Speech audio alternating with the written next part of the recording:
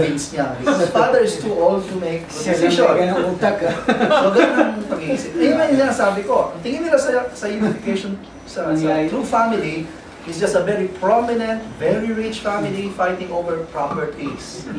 Yun ang kanilang mind. Hindi ganun dapat ang mind ng Unification Church, di ba? So that's the problem now. So, may dalawang anak. Actually, tatlo lang anak na lalaki. Dating panganay, si Yeo Jinim, pangalawa si Hong Jinim. Namatay si Hong Jinim over the accident. And then, I think it was last year when we lost the eldest son. Kaya ang current eldest, si H1. H1 is the good speaker. H1 has a very good form, no? He sings, he entertains. At saka he has PR ability. No? Yung isang beses, there was a time when he was asked to talk to the Taiwan president. And they agreed, but they were only given like 5 minutes. Parang greetings which you're taking. But he was able to entrance itong taong ito for like already 30 minutes and he's still not willing to go. Because he was so excited to talk to H1. So ganun siya. But most importantly, H1 had success. He had something that none of the other two children have. He was able to make success. Which success? Global Peace Festival. No? And where was the most successful Global Peace Festival? Philippines. No? Nag-start yan, nung in-announce, 2006. Sabi niya, magkakaroon ng activity dito sa Manila, involving 2 million people. Nag-set sila ng date, 2008, December. And then, after that, when we were planning in Manila, sabi namin, let's make a dry run. Let's do 2007. Pero, reduced number, mga 250,000 people lang. But when news came out all over the world that we're preparing, H1 called for Reverend Mrs. Kim. And then at that time, Michael was also in the States na attending a meeting. He was also called. And then sinabi ni H1, this is not dry run. I'm going to Manila. Nagbago na yon. Iba yun eh. Iba yung GPC lang, iba yung darating siya. Two important events yun. So when he decided to come to Manila, it was different. The mobilization was very intense. Anyway, to cut the long story short, GPF 2007 was the most successful event ng ating movement. It opened up also possibilities of expansion. Kasi nga, who can go against the idea of global peace? Diba? Interfaith. No? Meron bang grupong gumagawa niyan? Family. One family under God concept. Tapos, service. Yan ang mga pinopromote na values niya. Kaya, we go to any sector of government, we go to any NGO, we go to any religious group, they will all like to join. Parang naging magic yung Global Peace Festival. And at the center of that, sino? Si H1. And pinaka-significant pa sa GPF, dumating si GMA. I don't know kung nakita niyo yung video, she did not appear in front, but she appeared at the backstage and shook hands. May significance din yun, kasi noong 2005, when we launched the UPF in the Philippines, Father said, I'm not going to Malacanang, even though there was a scheduled meeting. The President should come to my meeting and listen to my speech. Ganun ang condition noon eh. But finally, JDB was able to convince Father na the President is waiting and she's going to wait for you at the Malacanang Palace. Anyway, pero dito sa GPF 2007, iba ang nangyari. Na-restore yun. Si President ang pumunta and attended the GPF 2007. That was not simple. That was success. Kaya immediately after that, pumunta si H1 kay Father, nag-report siya kay Father. Father was very happy. Pinirmahan niya yung poster. And so, meron siyang picture holding the poster of GPF 2007. And sabi niya, think about greater GPF. You think? From Osaka to yan.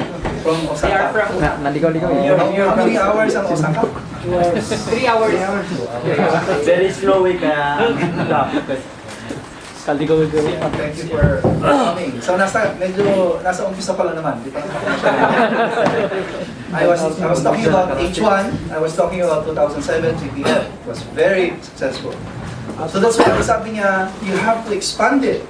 Kaya ang ginawa namin, since we are going to do 2 million, and we cannot do that directly in one place, ang napag-usapan, we do several. So that the accumulated number can run into 2 million. So there were 8 GPFs. Nag-start yan sa Mindanao, napunta sa Antipolo, tapos napunta sa Capiz, napunta sa Baguio, napunta sa Cabanatuan, napunta sa Cavite, and finally napunta sa Manila. 8 GPFs. And then, ang laki-laki ng stage. Some of you might be there. Meron ba nagpunta sa inyo?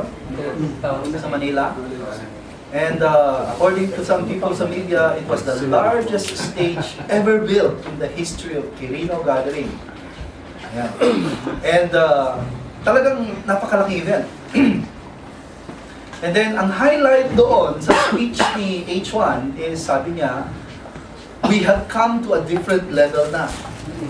Parang the time of the festivals is finished. We have to plan out the next step for our movement for peace. Kaya ang next is Global Peace Convention. Ang convention is conference, meeting.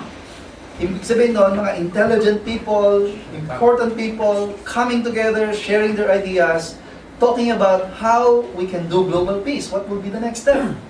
Kaya yan ang mga sinannounce niya. That the next Global Peace Convention, sabi niya, is going to be held in a country that is so close to my heart. Di ba yung announce niya? And that is Manila, Philippines. Tapos, the next day, yun ang banner news sa Manila Bulletin. Nakalagay doon yung balita about GPC. At sabi doon, Moon announced the next GPC in Manila, Philippines, 2009. So yun na yung start mo. Kaya ang 2008 is another banner year for Global Peace Festival. Father again was so happy with the Global Peace Festival. And he was signing, 8 books na, yung parang coffee table book na malaki, may pictures, colored prints.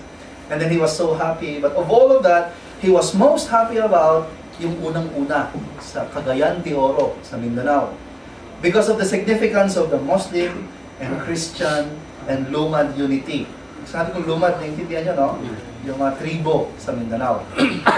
Kaya, because of that, pinanganak yung Mindanao Peace Initiatives. Narinig yan yung Mindanao Peace Initiatives din. Because of the support of the regional director ng DepEd. Yan si Dr. Estrella Abid Babano, Muslim yan. Pero very open-minded siya, and talagang banner project niya na rin dati pa, ang peace movements. And we found an ally, she also found an ally, kaya magandang cooperation between UPF and her. Anyway, so going back sa original point, H1 has success, no doubt. Pero something happened at the beginning of the year of 2009 that affected him so much. No? Being the eldest son, being the most successful, even Reverend Kwak is promoting sa mga ambassadors for peace as the most likely heir of father's position.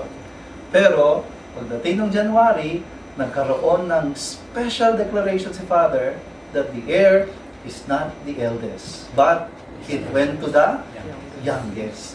Malaking blow yon sa kanyang heart.